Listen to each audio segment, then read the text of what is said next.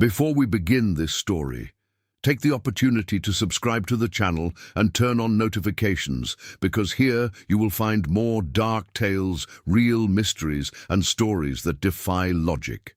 And tell me in the comments, where are you watching this story from right now?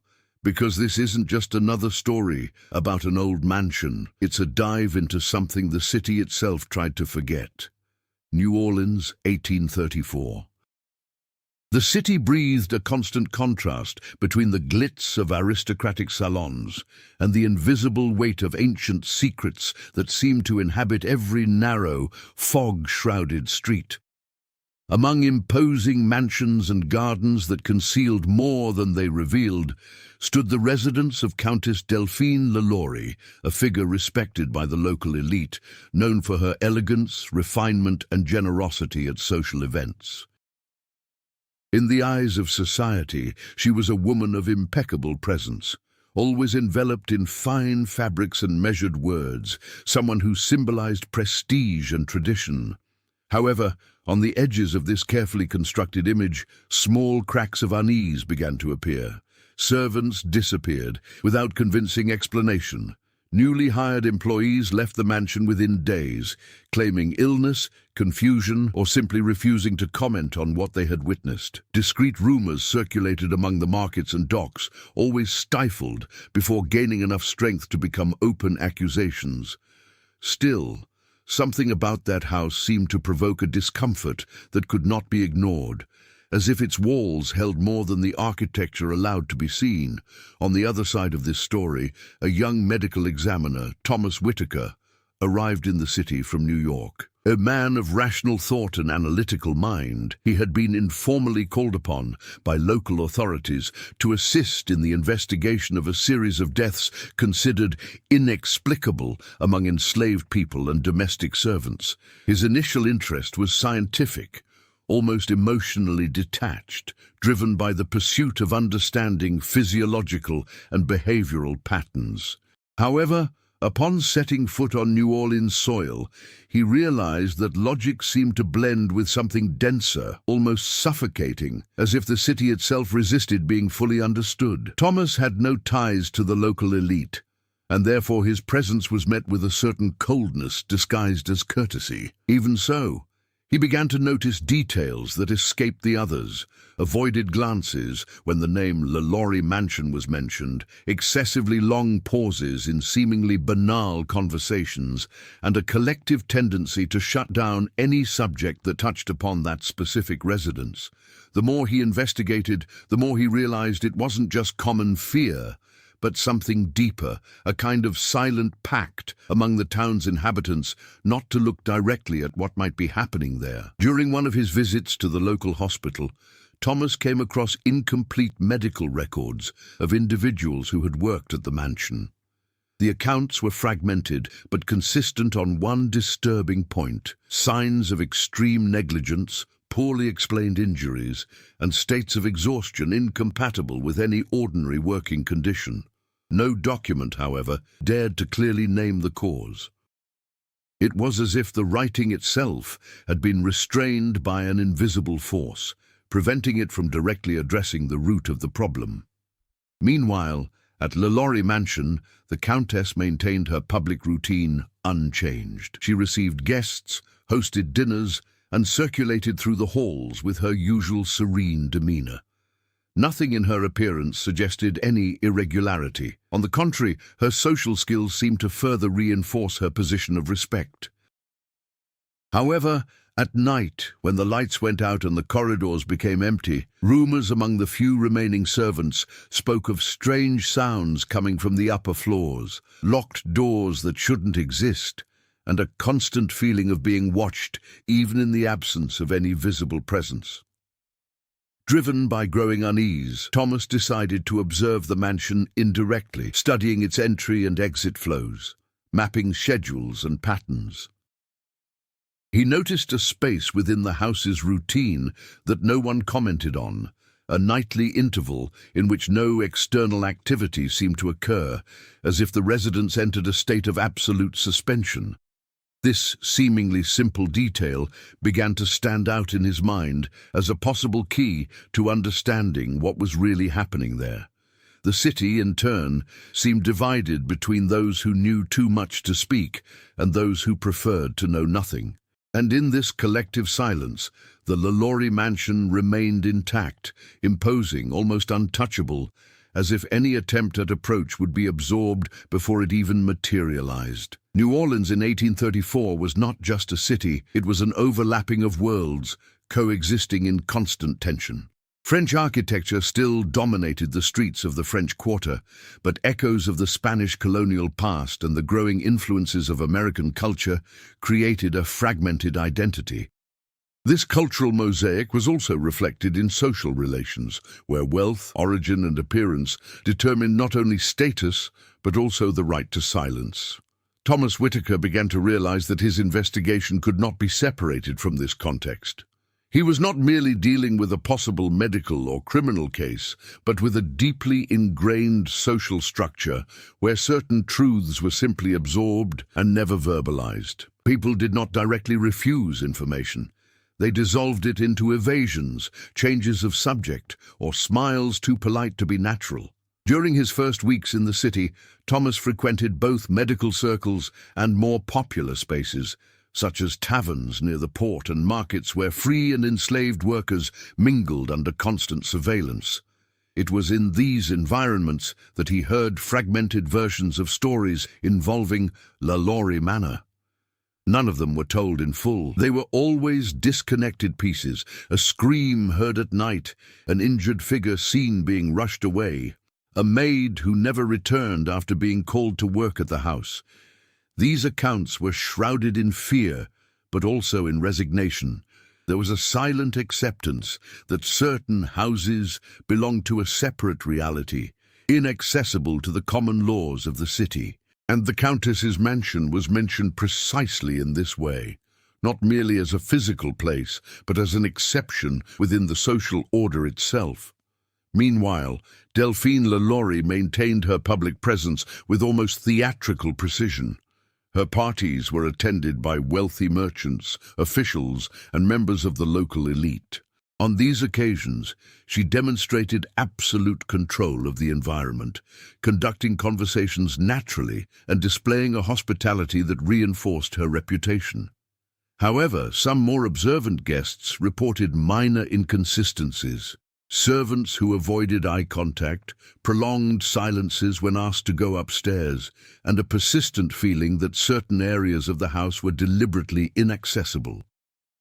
These details, though subtle, began to form a more complex picture of the mansion. It wasn't just what happened inside that drew attention, but the way it was defended by the surrounding social structure. There was a kind of invisible shield built by conventions, interests, and collective fear. Thomas, increasingly involved, tried to access official records of the property and its workers. However, he found systemic gaps. Documents were incomplete, names were inconsistent, and dates didn't match between different records. It was as if the bureaucracy itself had been designed to prevent any continuous line of investigation. This lack of information didn't seem accidental, it seemed orchestrated. Meanwhile, he met Antoine Moreau, an older local doctor who displayed an ambiguous stance, balancing caution and curiosity. Moreau didn't deny the existence of irregularities, but he also made it clear that certain matters shouldn't be investigated too thoroughly. In one of their conversations, he indirectly mentioned that some families in the town were too essential to be disturbed, a phrase that carried more weight than it initially appeared. Thomas began to understand that the resistance didn't just come from the mansion itself, but from a broader network of social protection. The LaLaurie house seemed to function as a central point of something larger, a structure of influence that extended beyond its walls and spread silently throughout the city. At the same time, more recent reports began to emerge. A former gardener from the mansion was reportedly seen leaving the premises in a state of mental confusion, murmuring incoherent words and repeating only one phrase, "Up there isn't like down here." Another case involved a young maid who allegedly disappeared after being assigned to night duties, with no official record of her departure. These fragments began to alter Thomas's perception. What had previously seemed like an isolated case of neglect or abuse was beginning to reveal itself as something more structured, almost systematic. Still, there was a lack of a clear connection between the accounts, something that would unify the scattered pieces into a single, comprehensible narrative. The city in turn continued its rhythm. Businesses functioned, salons remained full, and the streets were still vibrant. But there was an invisible layer of tension beneath this apparent normalcy. It was as if everyone somehow knew that there was a line that shouldn't be crossed, and the LaLaurie mansion marked exactly where that line began. Thomas, now more observant than ever, began to feel that his presence in the city was also being observed. Not openly, but through subtle signs, subtle interruptions in his conversations, changes in behavior in regular interlocutors, and a constant feeling that certain questions made the atmosphere recede. And so, the world around the mansion became increasingly dense, less explainable, and more resistant to investigation. Thomas Whitaker's interest in the LaLaurie mansion ceased to be a professional curiosity and took on the weight of a silent obsession. What was once a medical investigation began to transform into a broader understanding of the city itself, as if every narrow street and every interrupted conversation inevitably pointed to the same center of gravity. The first real breakthrough occurred when Thomas, through a contact at the port, gained indirect access to a former slave who had worked at the manor.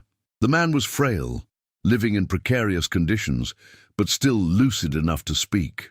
However, his words did not follow a logical sequence. He did not describe events linearly, only sensory fragments, sounds of chains, doors being locked at unusual hours, and the constant feeling that the space inside the house seemed to breathe in an unusual way. What was most disturbing was not what he said, but what he avoided saying. Whenever the conversation approached the interior of the mansion, especially the upper floors, he would interrupt his own train of thought, as if there were an insurmountable mental barrier. This behavior was repeated in other people Thomas interviewed. It wasn't just common fear, it was a kind of deep, almost instinctive block. Meanwhile, the external signs began to intensify. Thomas realized that his presence in certain social circles was no longer going unnoticed. Conversation ceased when he approached, and some doors began to close even before his arrival.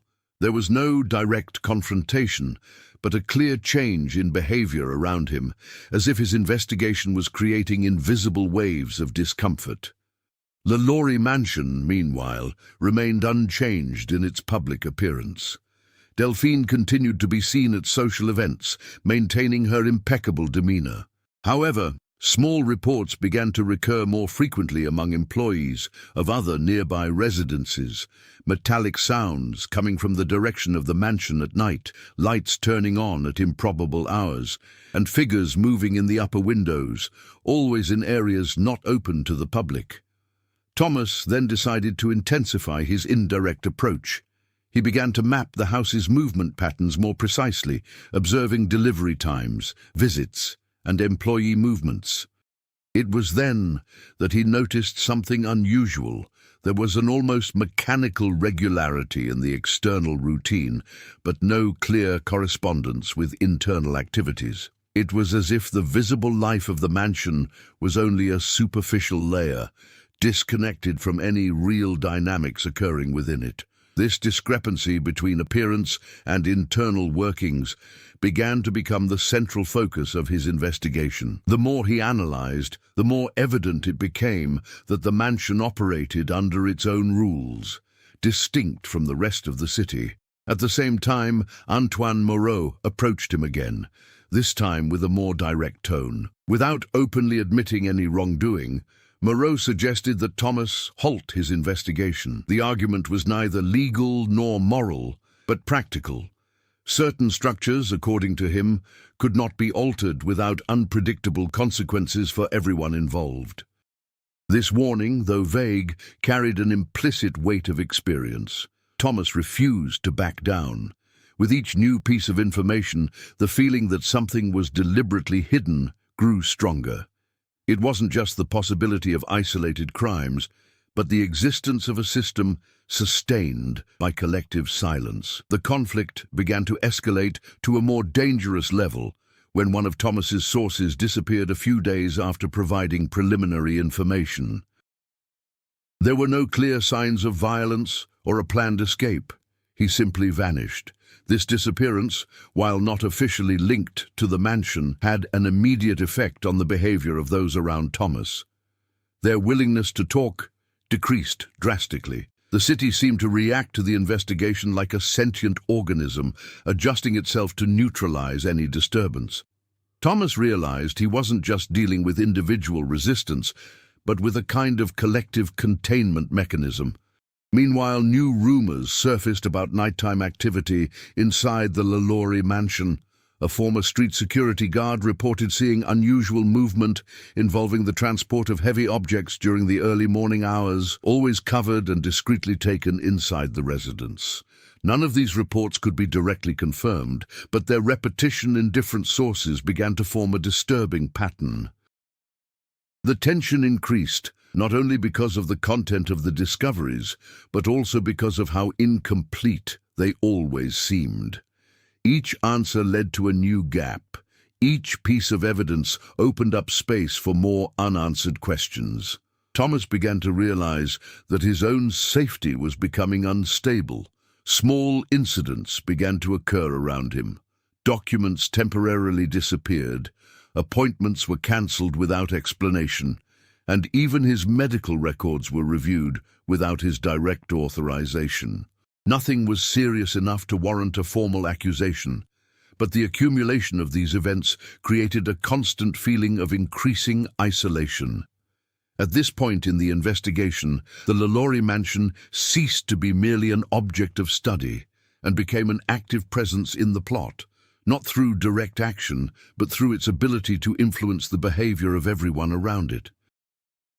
And so the conflict ceased to be merely a search for truth and began to transform into a confrontation against an entire structure built to prevent that truth from coming to light. As Thomas Whitaker's investigation progressed, the LaLaurie mansion ceased to be merely the center of the mystery and began to function as a point of convergence for parallel stories that gradually intertwined in a disturbing way. What had previously seemed like an isolated case began to reveal a network of smaller narratives orbiting the same silence. One of these subplots emerged from Marie Dufour, a seamstress who worked for several elite families in New Orleans. She had no direct connection to the mansion, but frequently received fabrics and orders from there. In discreet conversations with Thomas, Marie mentioned something unusual. The orders never followed normal clothing standards. They were poorly described pieces, inconsistent measurements, and instructions that changed mid-process. At times, the fabrics returned seemingly unused, as if they had been tested and discarded. This irregularity, though seemingly trivial, began to suggest to Thomas that there was an internal dynamic within the mansion that wasn't limited to what was visible. Something was being produced, modified, or concealed within that space, but without any logic comprehensible at first glance. Another parallel story emerged through Lucien Marchand, a former maintenance worker at a neighboring residence to the LaLauries. He reported working on structural repairs that happened to involve walls adjacent to the mansion. During this period, he noticed sounds that didn't correspond to any ordinary domestic activity: metallic dragging, rhythmic knocking at irregular times, and a kind of constant echo that seemed to come from spaces that had been closed off for a long time.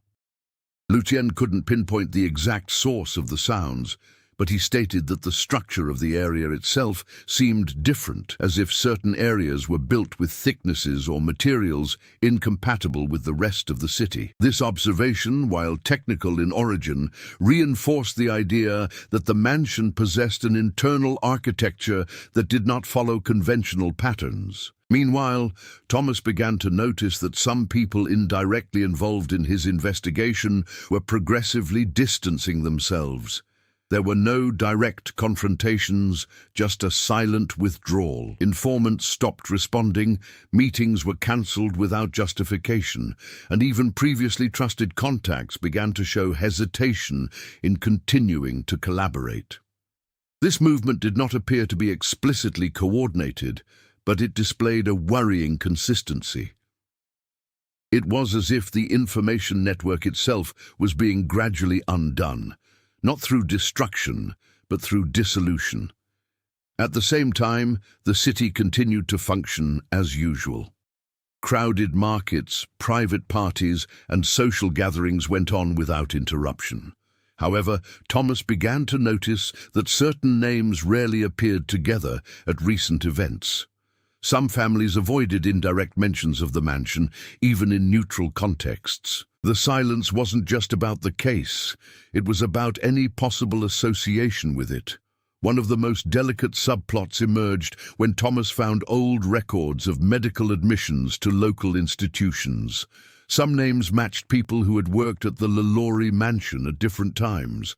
The pattern was recurring: admissions for extreme exhaustion, disorientation, or unspecified trauma, followed by the disappearance of subsequent records. There was no clinical continuity or consistent documentation about the fate of these individuals.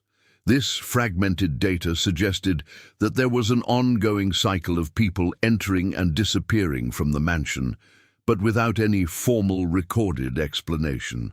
Meanwhile, Delphine LaLaurie continued to be a prominent figure in society, but now with an even more calculated aura. Her presence seemed carefully adjusted to maintain distance from any direct suspicion. At social events, her interactions were brief, controlled, and always avoided any topic that might touch upon her residence. The most unsettling thing, however, was that even the most distant subplots somehow ended up returning to the same core. Whether through fabrics, structures, medical records, or silent disappearances, all paths led back to LaLaurie Mansion, as if it were a fixed point around which the entire city reorganized itself. Thomas began to understand that the real obstacle was not finding information, but keeping that information stable enough to be connected. Each revelation seemed to be accompanied by an opposing force that fragmented, erased, or diverted understanding before it could solidify. And so, the subplots ceased to be parallel stories and began to function as fragments of the same hidden mechanism whose complete form remained out of reach. The night that changed everything began like any other in New Orleans. The heat still lingered in the streets even after nightfall, and the light mist from the Mississippi River slowly spread among the old buildings. Thomas Whitaker had already learned to distrust the city's appearance of normalcy. It never meant tranquility, only a pause before something that had not yet revealed itself. That night, he received an unsigned message, discreetly left on the door of his lodging. The paper contained no lengthy explanations, only an address and a time. The handwriting was hesitant, as if whoever wrote it was in a hurry or afraid of being identified. The address was not for the LaLaurie mansion, but for a smaller house nearby, belonging to an old estate attached to the same block. Thomas hesitated for a few moments. It was the kind of invitation that could be a trap. But at the same time, it was the first time someone seemed willing to break the pattern of silence surrounding his investigation. He decided to go. The house in question was partially abandoned, with clear signs of structural wear. The floorboards creaked softly with each step, and the air carried an old smell of dampness mixed with aged wood.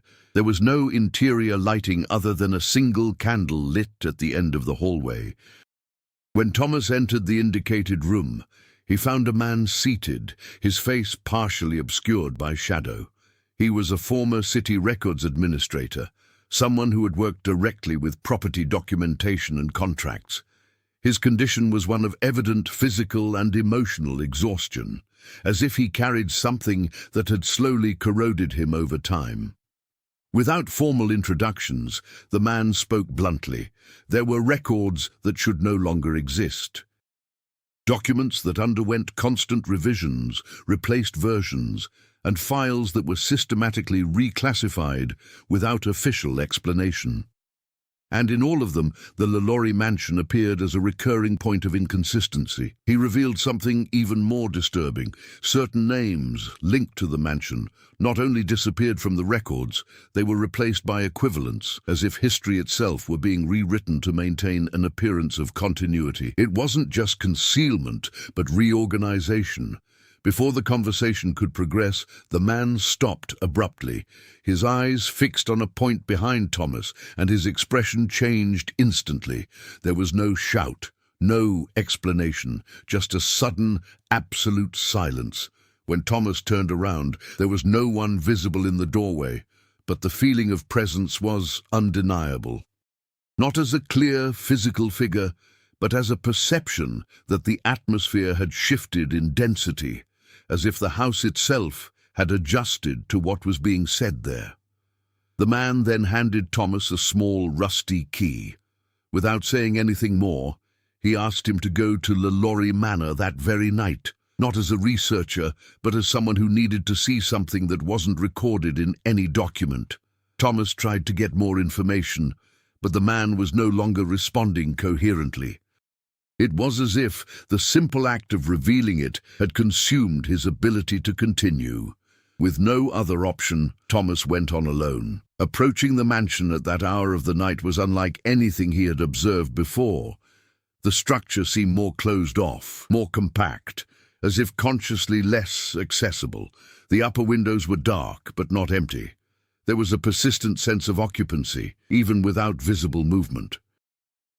Using the key he had received, Thomas accessed a side entrance that was not listed in any of the records he had studied. The internal corridor led to an area that did not correspond to any known maps of the residence. The dimensions seemed inconsistent with the exterior facade. That's where he reached his breaking point. A section of the mansion, seemingly integrated into the main structure, concealed a set of reinforced doors that did not appear in any architectural plans. These doors were not recent. Judging by the wear and tear, they had been there for a long time, but were completely omitted from any official documentation. As he approached, Thomas noticed subtle marks on the walls, not of obvious violence, but of repeated use, as if that space had been accessed many times over the years, but always in a controlled and restricted manner. That's when he heard something. Not a loud sound, but a sequence of low, rhythmic noises coming from behind the doors. Something that didn't seem entirely human, but also couldn't be dismissed as mechanical. It was an irregular pattern, as if there were continuous but uncoordinated activity. The turning point was not just the discovery of the hidden space, but the immediate realization that this was not an isolated event. It was a functional structure within the mansion, deliberately concealed, sustained by years of silence and reorganization of records. And the most disturbing thing came soon after. When Thomas tried to retreat, he realized that the exit he had entered no longer corresponded exactly to the same corridor. The configuration of the space seemed to have subtly changed, as if the mansion itself were reorganizing itself around his presence. At that moment, the mystery ceased to be merely investigative, and it became something alive. Thomas Whitaker's return was not simple, and, in a sense, it couldn't even be called a return. His departure from LaLaurie Manor was not clear-cut. At some point, amidst corridors that seemed to shift and doors that didn't match his memory of entering, he simply found himself outside again, as if the house had decided to end his stay without leaving any visible trace of how it happened. But nothing in it came out intact. New Orleans seemed the same at first glance.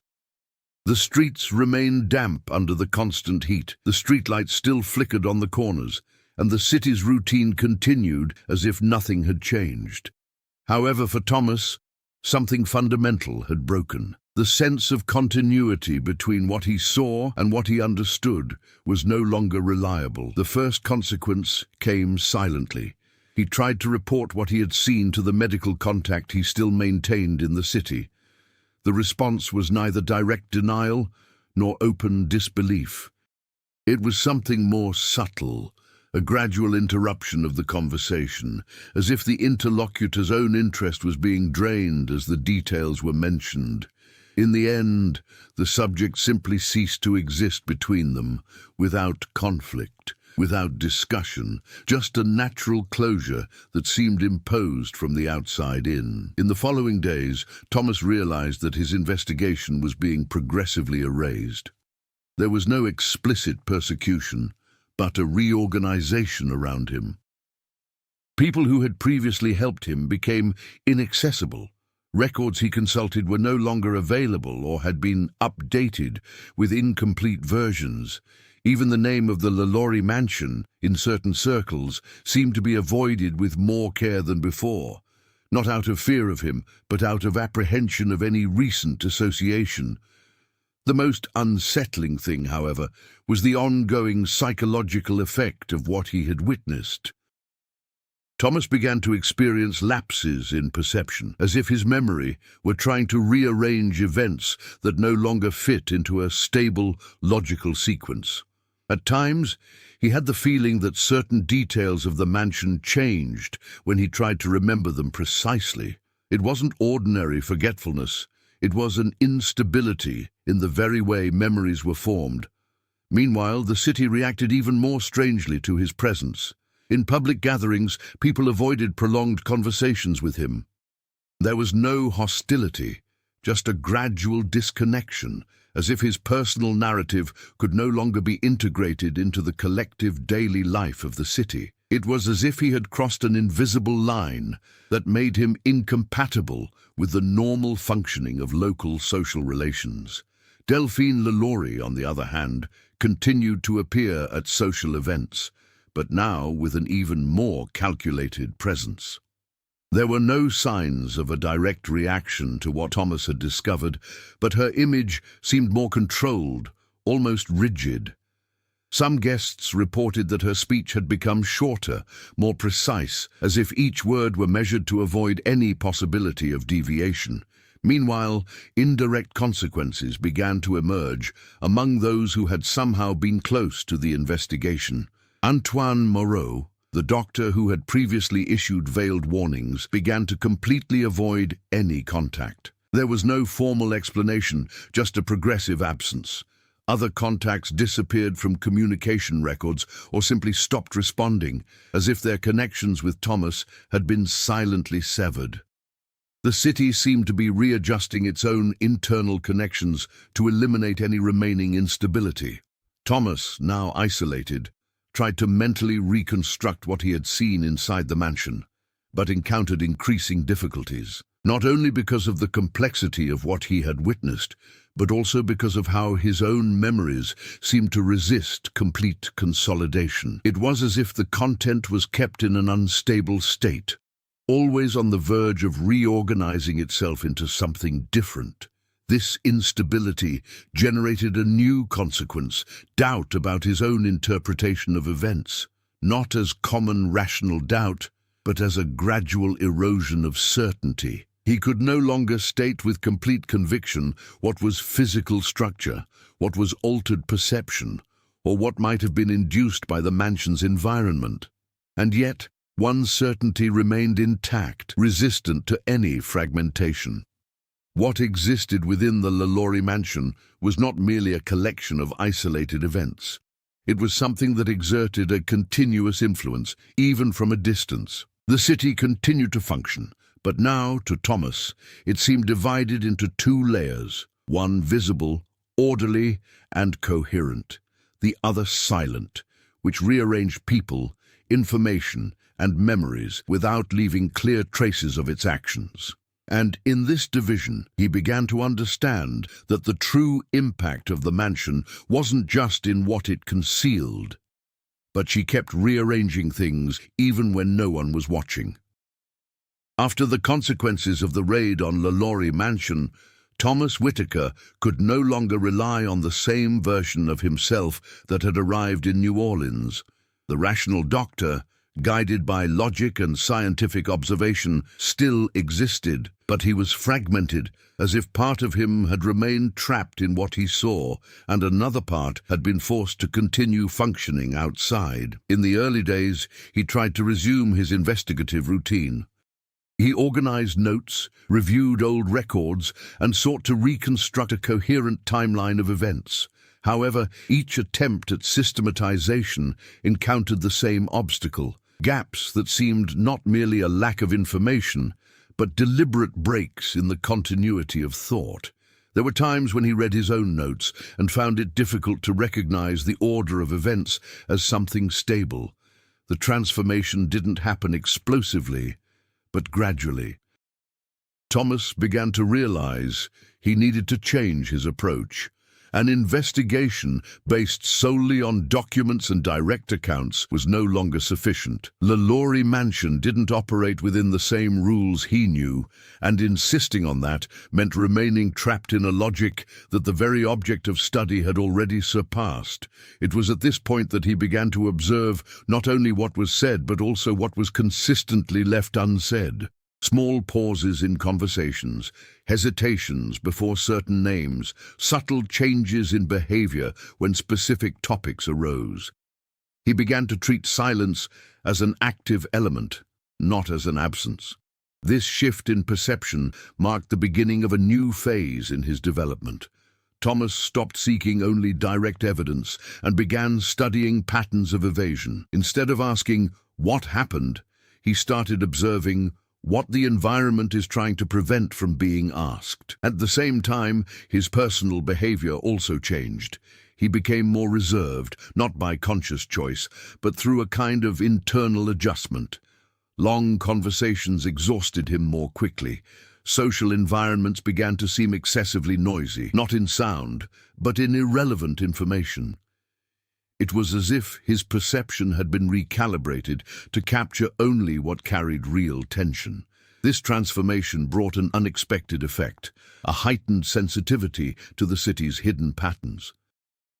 Thomas began to notice connections that had previously gone unnoticed, not as clear revelations, but as subtle alignments between seemingly unconnected events. People who should never have been related to each other appeared linked by indirect circumstances. Different places shared strange repetitions of behavior and routine. In this case, the growth was not about comfort, but about increasing the perception of instability. Meanwhile, Thomas tried to reconnect with some figures who had previously been part of his support network. The response was inconsistent. Some were simply no longer accessible. Others responded politely but distantly, as if there were an invisible barrier between his former self and the current one. In some cases, he had the feeling that people spoke to him as someone partially detached from his own social identity. This disconnect reinforced an important internal shift. He began to accept that he could no longer rely on external validation to support his research. The truth, if it existed, would have to be constructed from incomplete fragments and interpreted under constant uncertainty. It was also during this period that Thomas began to reassess his own memory of the LaLaurie Mansion. Instead of trying to fix it as a single, coherent event, he began to observe his memories as overlapping layers, some clearer, others unstable. This process did not eliminate the confusion, but it reduced his resistance to it. He stopped fighting the inconsistencies and began to treat them as part of the phenomenon, not as a perceptual error. This change marked an important point in investigative maturity. Thomas stopped seeking a linear narrative and began to accept that certain systems may not reveal themselves in a linear fashion. However, this adaptation came at a silent cost: emotional detachment. As his understanding became more analytical and less intuitive, he realized that his relationship with the city itself was growing colder. New Orleans ceased to be merely a setting and became a field of interpretation, something to be lived, not experienced. Even so, there were moments when this new form of perception revealed disturbing patterns more clearly than before. Small coincidences, structural repetitions, and collective behaviors began to form a kind of invisible map, suggesting that the LaLaurie mansion was not an isolated element, but a point of reference within a larger structure of social and informational control. And the more Thomas progressed in this understanding, the more evident it became that his own transformation was not merely a consequence of the investigation, but a part of it. He was no longer just someone who observed the mansion. He was becoming someone who had been reshaped by his proximity to her. As the weeks passed, the sense of stability in New Orleans became increasingly fragile for Thomas Whitaker. There were no visible changes in the city's structure, nor explicit signs of social disruption. On the contrary, everything seemed to function with even more discipline. Markets open at the exact time, social events occurring without interruption, and a normality almost excessively adjusted, as if any deviation were being automatically corrected before it became noticeable. This perfect normality, however, began to bother him more than any previous anomaly. Thomas realized that the city wasn't just hiding something. It was constantly reorganizing itself to prevent any fragment outside the norm from remaining long enough to be interpreted. In this context, the LaLaurie mansion ceased to be merely the center of the mystery and began to function as a silent axis of balance within this structure. It was no longer just the place where something happened, but the point around which everything seemed to fall into place. The subplots that had previously presented themselves as clues began to dissolve or abruptly end. Marie Dufour, the seamstress, stopped responding to any attempts to contact her. The medical records that Thomas had found were updated again, now with even wider gaps. Even the old material provided by Lucien Marchand seemed to have been removed or rearranged, as if it had never existed in its original form. This progressive elimination of traces created a new type of tension. No longer the tension of discovery, but the tension of the constant loss of references. At the same time, Thomas realized that certain events were beginning to converge. Situations that had previously seemed isolated, social disruptions, changes in informant behavior, disappearance of records, now followed a more defined cadence.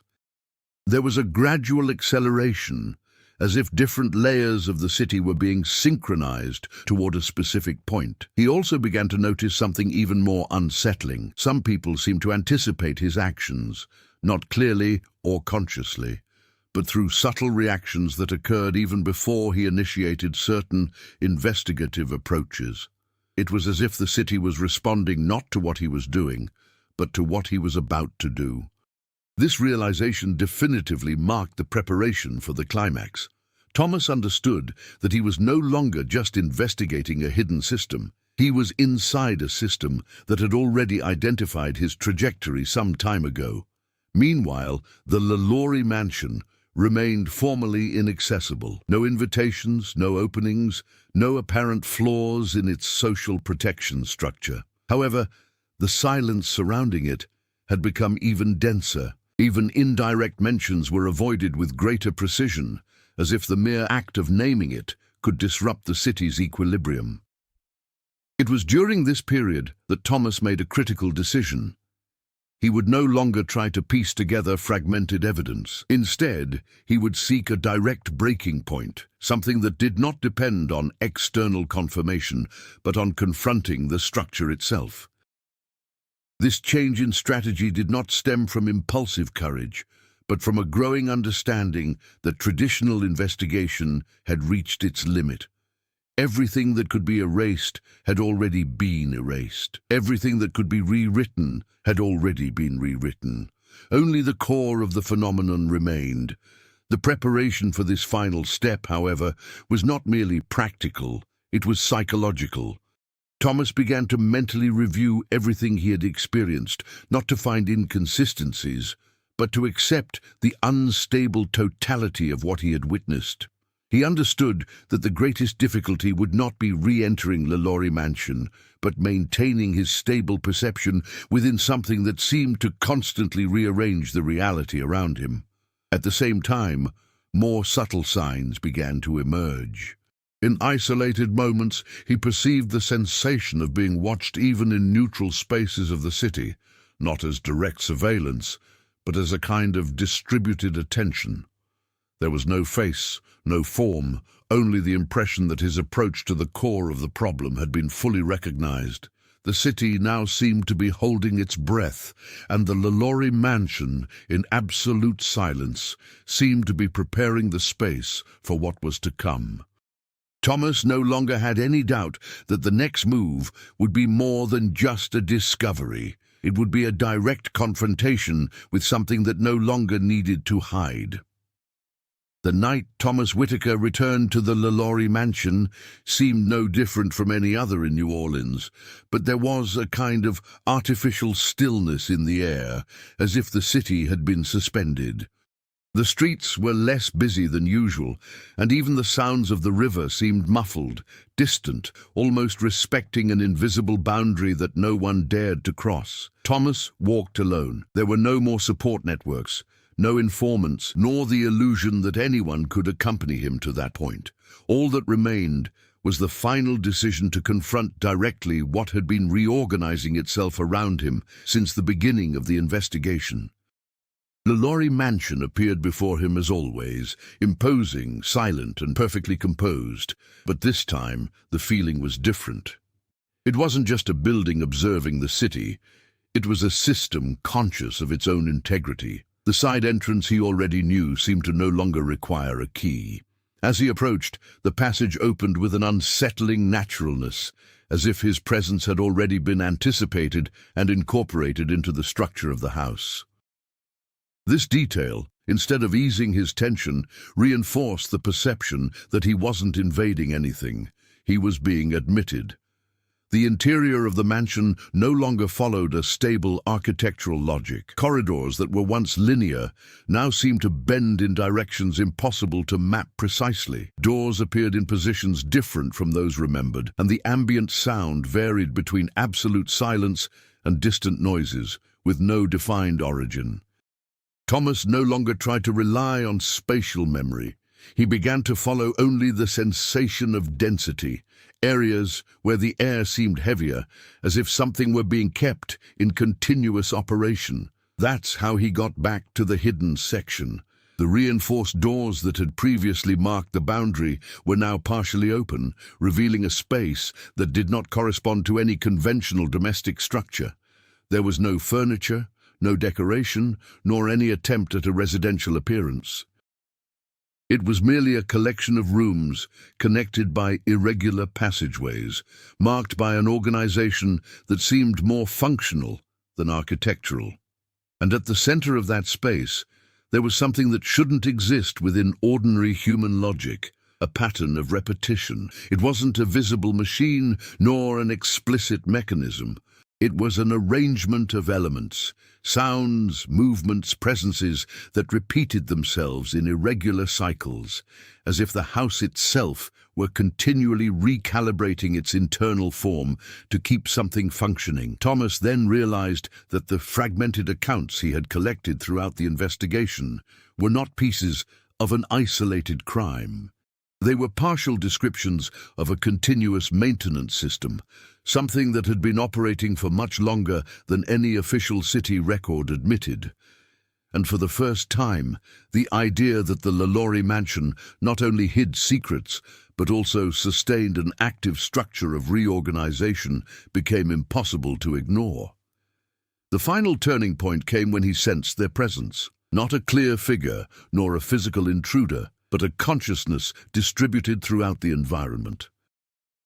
There was no single point of origin. It was as if the house itself was responding to its presence with subtle adjustments in the configuration of the space around it. The walls seemed to move closer or recede depending on where he looked. The sounds shifted direction without a defined source, and at certain moments it felt as if the environment was no longer being observed by him, but was observing him back, adjusting itself to his perception.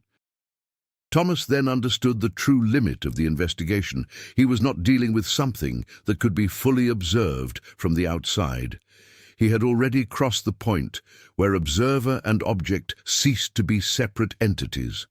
As he tried to move forward, he felt the structure react more intensely. There was no direct violence, but a sudden reorganization of the space, as if the environment were refusing to allow him to continue on the path he was trying to follow. Corridors that once led forward began to lead him back to the same point. Doors that were open became walls when touched. And, at a critical moment, Thomas realized that it was no longer possible to distinguish with certainty whether he was moving forward or simply being repositioned within a closed loop. The climax was not a single revelation, but the dissolution of the idea of escape. The LaLaurie mansion didn't need to forcefully impede its investigation. It simply needed to ensure that any attempt at understanding was absorbed and reorganized within its own structure. And at that moment Thomas understood the true extent of what he was facing. It wasn't a secret hidden inside a house. It was a house that functioned as a living system for containing the truth itself. When Thomas Whitaker finally left LaLaurie Mansion, there was no clear transition between being inside and being outside. There were no consciously crossed doors, nor an exact moment when he could say he had escaped. He simply found himself outside, as if the continuity of space had been interrupted without explanation, and the city of New Orleans had resumed its form around him. The silence of that night seemed different. It was no longer just an absence of sound, it was a kind of forced equilibrium, as if something had been adjusted at deep levels, and now everything was being held in artificial stability. The streets were still there, the streetlights still illuminated the corners, but the feeling was that something essential had been rearranged and hidden again beneath the surface. Thomas walked aimlessly. His body was intact, but his perception of continuity had been irreversibly altered. LaLaurie Manor had left no physical marks on him, but it had changed how he interpreted reality, memory, and causality. In the following days, he tried to resume any form of record of what he had found. But the city no longer responded in the same way. Old documents related to the mansion were once again incomplete. Conflicting versions appeared in different files, and people who could confirm his information demonstrated a strange inability to remember specific details. It wasn't just denial, it was a consistent absence of continuity in the collective memory. What was most unsettling, however, was that this inconsistency didn't seem accidental. It was too organized to be a simple oversight, as if the social structure itself were maintaining a functional version of reality, filtering out any element that could compromise its stability. Thomas then realized that his investigation had not resulted in a public revelation, nor in a visible disruption of the city's order. On the contrary, everything had been silently absorbed and reintegrated, returning to a state of equilibrium that seemed never to have been interrupted. Delphine LaLaurie continued to be mentioned in social circles with the same ease as before. Her public presence showed no signs of disruption or consequence. The LaLaurie mansion remained standing, intact, as it always had been in the eyes of the city. No official changes, no acknowledgement of what had been investigated, but Thomas knew that something had changed, not in the visible structure of the city, but in the way it selected what could be perceived and what should remain inaccessible. He understood that the true mechanism of the LaLaurie mansion was not merely to conceal events, but to reorganize the very possibility of narrative. Anything that came too close to its structure was fragmented, redistributed, or simply removed from the collective continuity. The case officially never existed, not because it had been resolved, but because it could never be kept whole enough to be recognized as such. Over time, Thomas stopped trying to reconstruct a definitive version of events. not out of resignation, but out of understanding. Any attempt to fix the story in a single timeline seemed inevitably incomplete, as if the very nature of what he had witnessed refused to be contained in a stable form. And so New Orleans continued its course. The LaLaurie mansion remained as it always was, a discreet, respected presence integrated into the city. And everything that had happened inside her began to slowly dissolve into what the city allowed her to remember. Months had passed since what Thomas Whitaker came to call, in his personal records, the point of no return. There were no more formal investigations, no attempts to gather evidence. In New Orleans, the LaLaurie mansion case was no longer an active issue. In fact, it wasn't an issue at all. The city had resumed its routine with an unsettling naturalness. The markets were open, the salons continued to host the local elite, and life went on as if nothing had been interrupted. LaLaurie mansion itself remained exactly where it had always been, intact, integrated into the urban landscape like a piece that had never ceased to be part of the scenery. Thomas, however, no longer occupied the same place within that continuity. He remained in the city for some time, but avoided any direct involvement with his old social or medical circles. His presence became discreet, almost peripheral, not through a conscious choice of isolation, but through a kind of gradual incompatibility with the collective rhythm around him. At times, he still tried to write about what he had witnessed, but the words seemed to lose precision as they were put on paper. Not for lack of memory, but because the experience no longer organized itself into a linear narrative. It was like trying to describe something that was reorganizing itself as it was being described. Over time, even these personal records were abandoned. The memory of the LaLaurie mansion, however, did not disappear. It remained, but in a fragmented way, like disconnected images of a larger structure that could no longer be fully reconstructed. Corridors without fixed geometry, doors that did not lead to consistent places, sounds without a defined origin, all of this persisted, but without forming a coherent sequence. On certain days, Thomas had the feeling that the city was still readjusting something around him. Small coincidences, subtle repetitions, and inexplicable interruptions in the collective memory made him realize that the system he had found had not been interrupted, only closed in on itself again. The LaLaurie mansion continued to be mentioned in New Orleans, but always superficially. An old, historic residence, part of the city's heritage. Nothing more than that. Any deeper layer simply seemed not to exist in the collective discourse. And yet, for Thomas, there was a silent certainty that didn't depend on evidence or records. What he had found had not been closed. He had simply returned to hiding in a more efficient way. In one of his last entries, he wrote a single sentence without further explanation. It's not that it can't be seen, it's that the city decides what continues to be seen. After that, he wrote nothing more.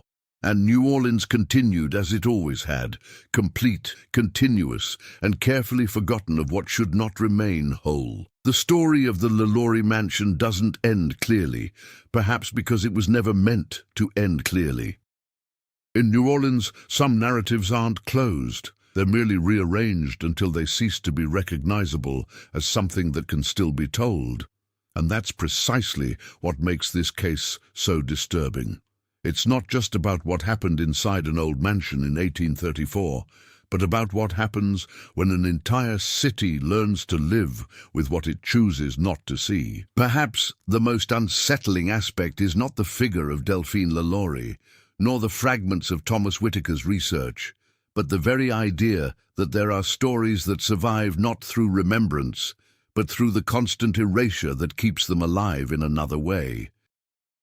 If you've made it this far, it's worth reflecting on how many versions of reality can coexist at the same time without us realizing it. And to what extent is what we call truth merely what hasn't yet been reorganized by the surrounding silence. Stories like this one endure because they evoke something difficult to ignore.